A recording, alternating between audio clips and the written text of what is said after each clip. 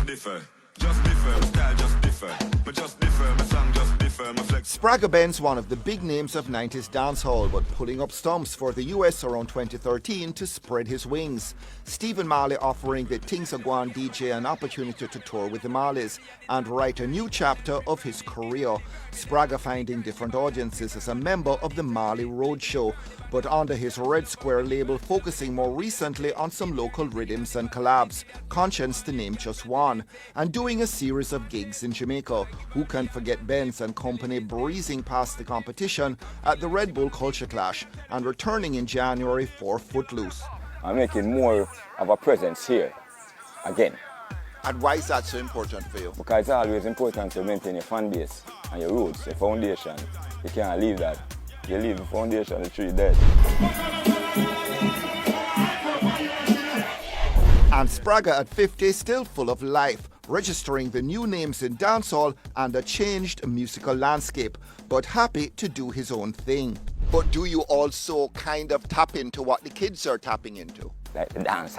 Yeah, and them kind, yeah, you have to keep up to date to the thing, but no, not with them lyrics or with them topics or stuff like that. I still maintain my own way. How different is it now? Is it essentially that different from what was happening in the 90s? Not essentially that different because it's kind of equivalent. Because we don't think about gangsters in them time, they must sing that. No, they must sing about scamming and all that. So I see them 6 and 1/2 dozen of the other. What's the thing that separates it for you? I mean, what made then more interesting as opposed to now? More morals then. More, you know, the artists then more limit themselves or more censor themselves within them own self. You know, nowadays a youth just feel like him can't say anything and for the shock value. Do you think that's working for them? For them, some of them, but it not really work for long. Out in the world, I feel the people are aware of some of them, like the you know, the ones that have the most highlight, like Alkaline, like Squash, like Six. People hear of them are interested to hear what them sound like, but them really still hold on to that 90s, early 2000 dancehall energy. And that's what everybody says, so there must be a reason for that. There is a nostalgia for the 90s that exists even today. It seems nostalgia and a demand for it. Which is just great for DJs like Spragga, who helped define an era. These days no longer on the cutting edge, but still jacking up audience interest with catalogue favourites and even some fresh material. So we try to not recreate it, but maintain it, as I say, for the people who enjoy that type of music, that type of sound. So you have people like Salam Remy who feel the same way as we, and we produce a rhythm like the Organic.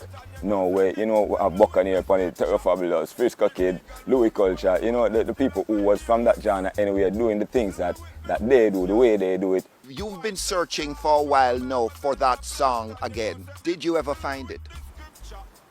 Well, it depends on people say, but every song that I really sing, not every song, but a lot of the songs that I sing, I put quality control into it. So I am satisfied with the end result.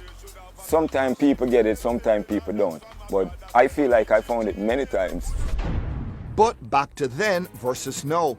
Are dancehall's current toasters hitting the right notes? You know, feel it within your soul.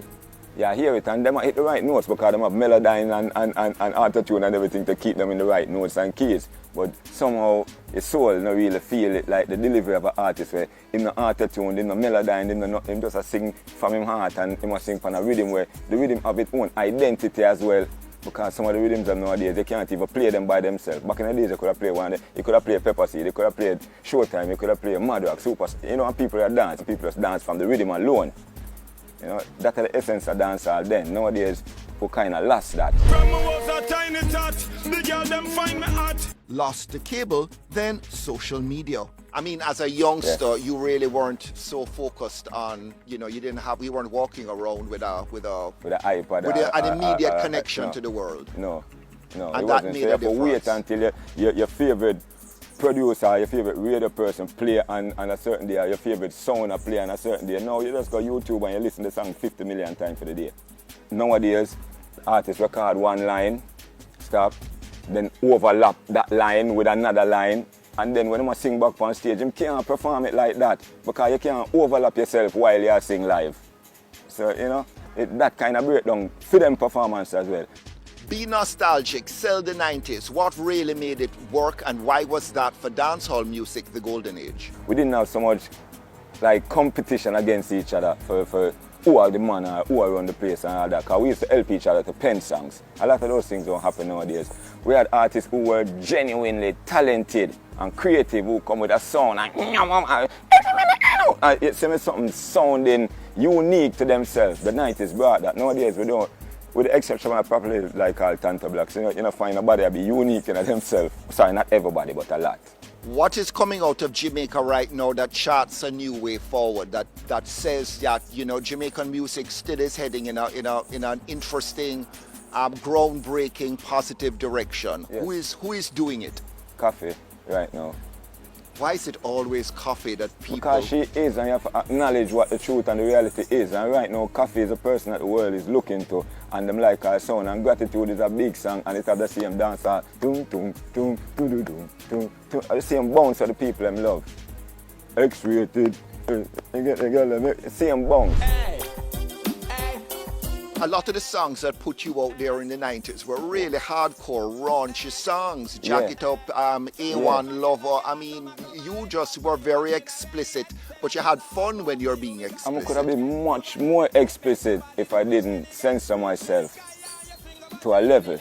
You know, sometimes you have to be real and raw and true to what the people know is real and raw and true. And sometimes you exaggerate so much on the thing too.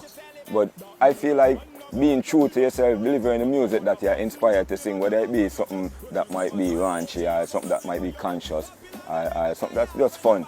That is the whole thing about being a real artist.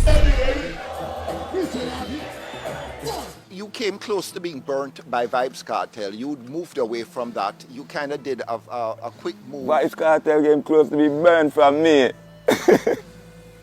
Don't put it away there. Get it in the right perspective. It's a DJ who I respect, but it's not a DJ who I fear. There's really nobody it's you just fear. Not my type of thing that. But I've been here for before him.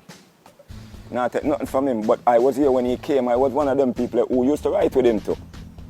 I write for him too. Because I write songs where me and him perform, where me write. Not take nothing from him. He's a very talented artist. But I don't consider it the way that like go for burn or nothing like that. Anybody could have get burned. Is he unique in a way that some other Jamaican DJs aren't unique? Because that seems to be the argument that's being made, that Vybz Kartel is dominant in a way that very few other DJs are. Right, because he did have a lower morality level. He still have. So things where Kartel would have jumped up for say, would have been things where even me and back in my days, my youth, them used to think that, but would I never sing that, because that's not really necessary for it. We don't need for God so. But for the shock value, a lot of the nowadays artists doing that, and I think them accredit him as a person who spearhead that. Slackness not new, you know, but the levels of it, you know, and the topics them, they change. So nothing that panned out in what eventually happened to Vybz Kartel particularly surprised you? To me, well, it's kind of surprising that they would have locked him out without full evidence in that you know, aspect. But it is what it is. Well, they had voice notes. But then now, that a voice note and a solid evidence that to me. Because they tampered with his phone. Because, and I am an artist, I know in a studio things we can change up things, we can change up sound, we can splice things, we can make you say what you never say. We can do all that things with technology nowadays. You think Vybz Kartel was put away without the state having made its case properly? Well, them don't come with a body and them don't come with a weapon. So leave it at that. And so did we, but more Spragga next week. Tell them that we a star, want to be a star. Someone to be a star, will never be a star.